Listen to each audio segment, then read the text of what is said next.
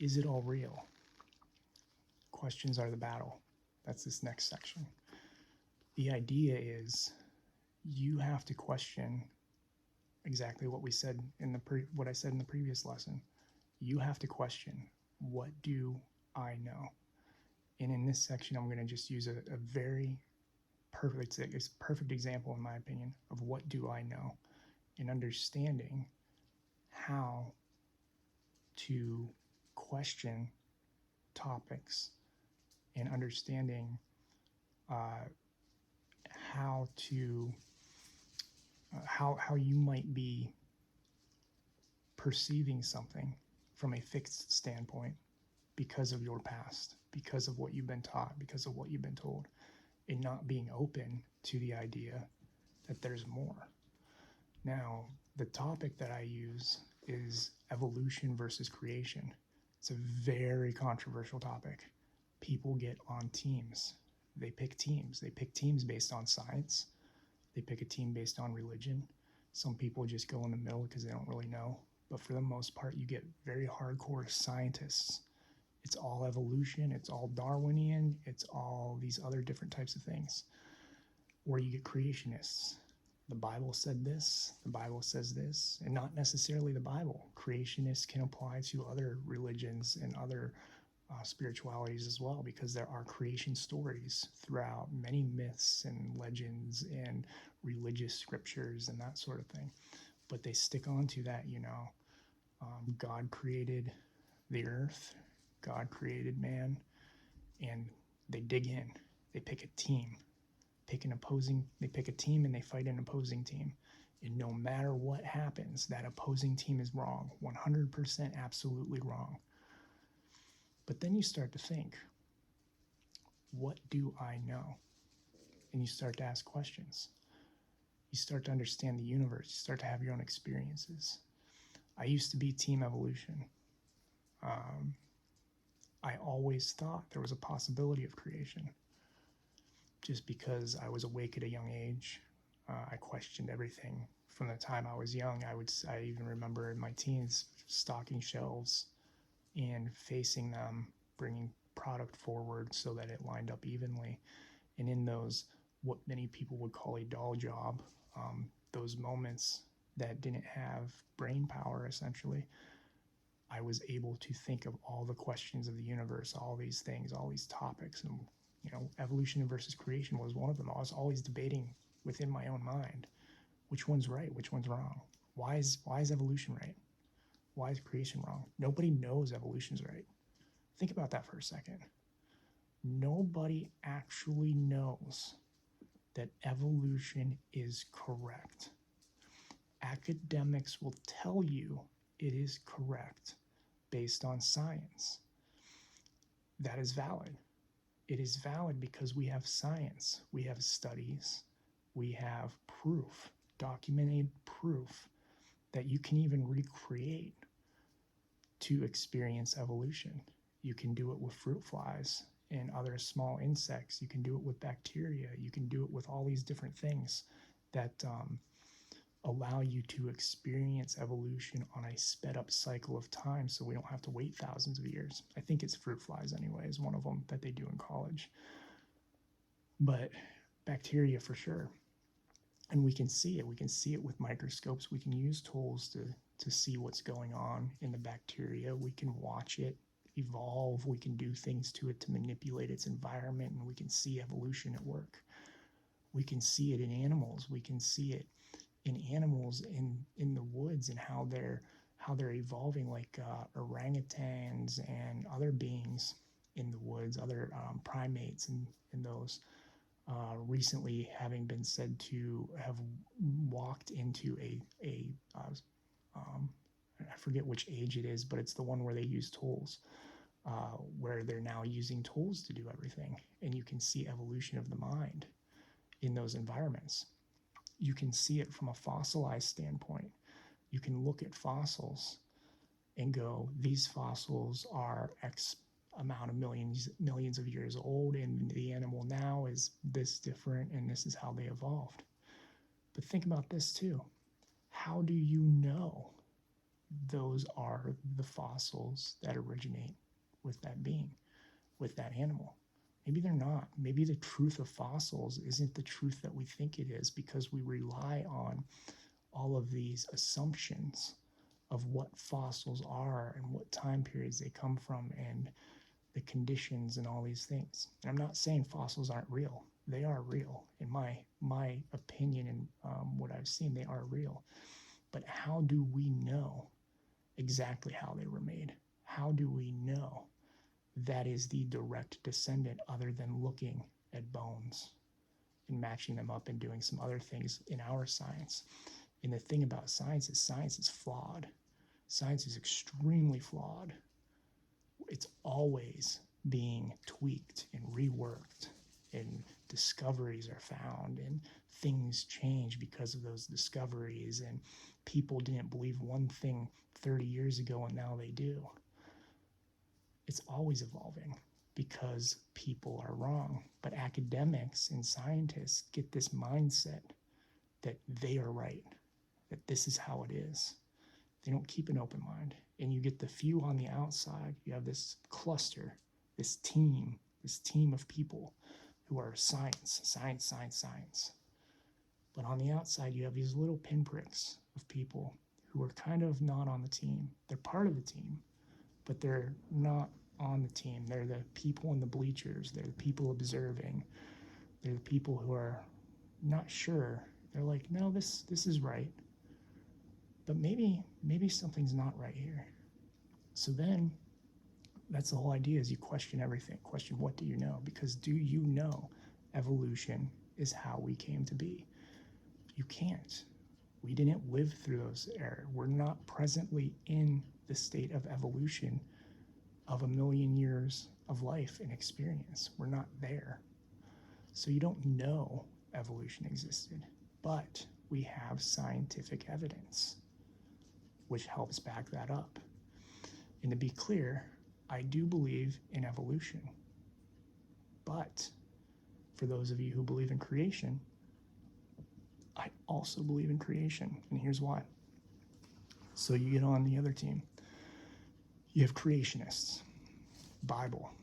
And I'm going to use the Bible as an example rather than other religions, because the Bible, they get hardcore into creation, people who are firmly in the church. Now, a lot of that is actually programming from the church. It's programming around believe only what the church says. Nothing else exists. It has nothing to do with the actual creation story. And that's the crazy part, because science has to do with the actual story of evolution.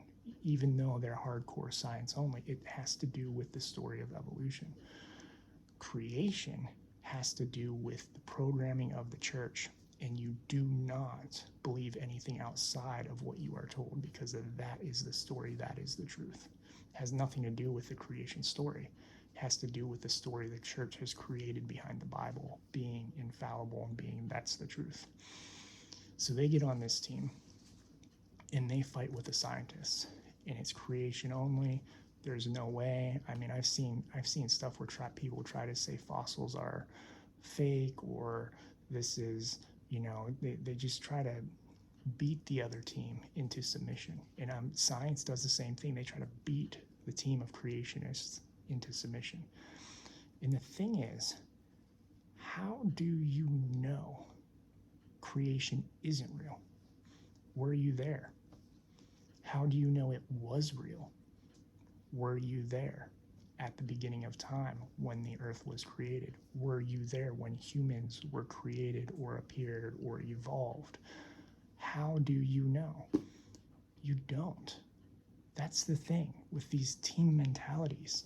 It's an important perspective to understand that you do not know anything if you did not experience it.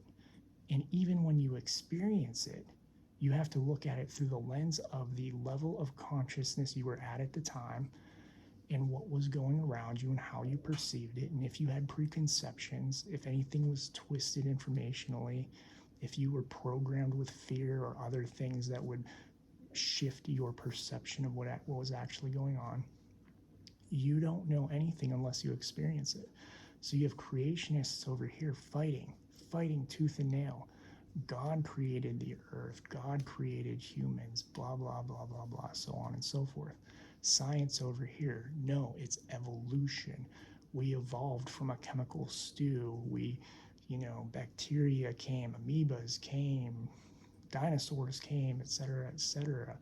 This is the way it is and only the way. I would argue to each of you, if you're on either team, what do you know and how do you know it's just evolution? How do you know it's just creation?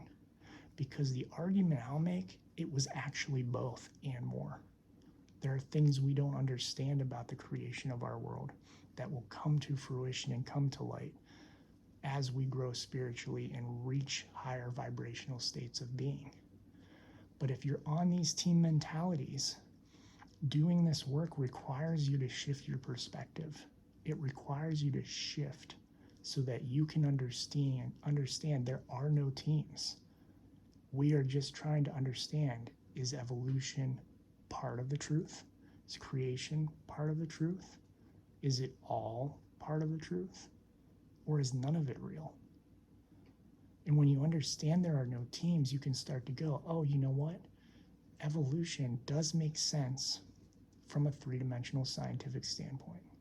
Creation, oh my God, this makes sense because I can create life of my own energetically. I've done that myself. I've created sprites, energetic sprites. We can create thought forms, tulpas, as many might call them. We can create thought forms, and with enough energy, they can become beings of their own. We can create with our mind, with energy, which means the creation story is possible. The creation story is possible if you look outside the earth as the center of the universe and you start to say there are beings much larger than us.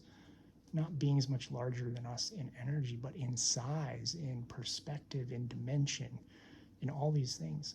That if you experience the walls of the universe, the edges of the universe, that there are beings beyond the creation of our universe that exist beyond the walls, beyond the boundaries.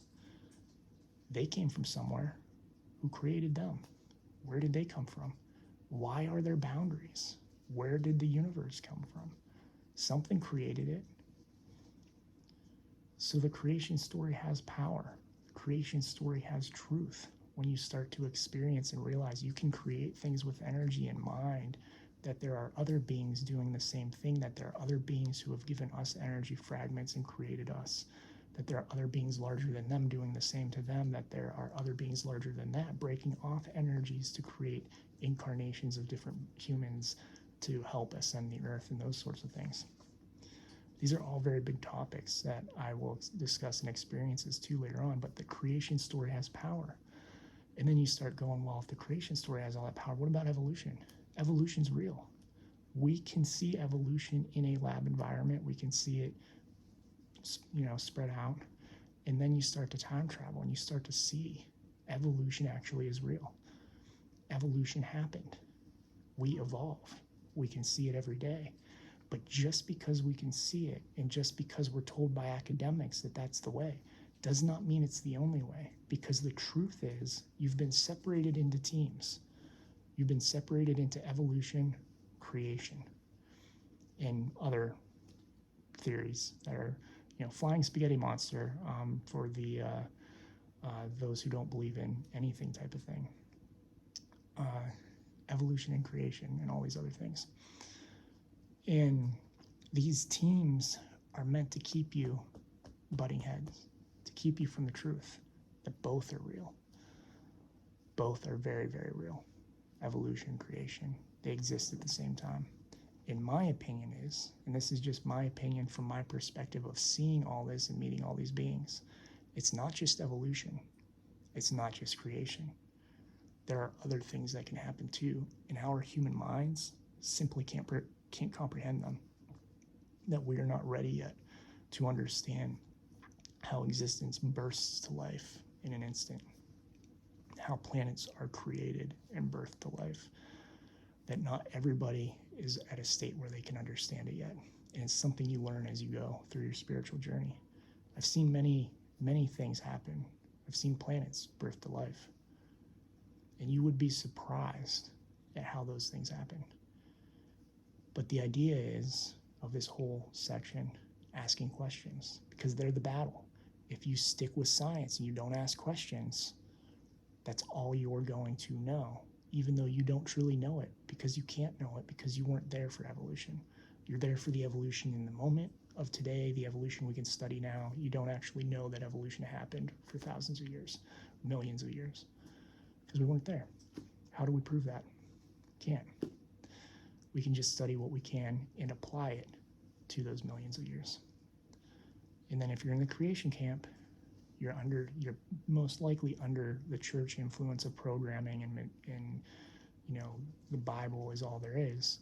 If you're in that camp, you're being taught to only be in that camp because nothing else is real, and we don't want you to believe anything. And that's the wrong perspective too. So you start asking questions. How does this all come together? And that's where you really start to see teams come together. And what happens when teams come together? Love, light, peace, prosperity, the things people and control structures do not want you to experience, which is why you have teams of evolution, creation, you have teams of Republican, Democrat, you have teams of Cubs, Bears, probably a terrible sports analogy, and they're probably from different sports sections, but the idea is you have teams, sports teams even, butting heads, where people get violent with each other. People are hitting heads with each other.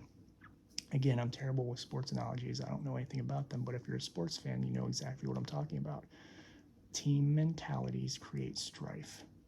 They create jealousy. They create fear. They create anger. They create hate. It doesn't matter what team you're on. If you're not questioning, if you're not asking, what do I know? You're not bridging the gaps and bringing the teams together and understanding what your similarities are and understanding where the real truths are, usually the gray middle line. That is a key to spirituality. That is a key aspect in this journey. Questioning what you know and applying it to all the team mentalities that you have, because we cannot survive with team mentalities. It does not bring people together, it does not bridge gaps, and it definitely does not bridge the truth of what we know to happen and what is the truth of reality. Because if we don't bring those teams together, the truth of reality will never come together.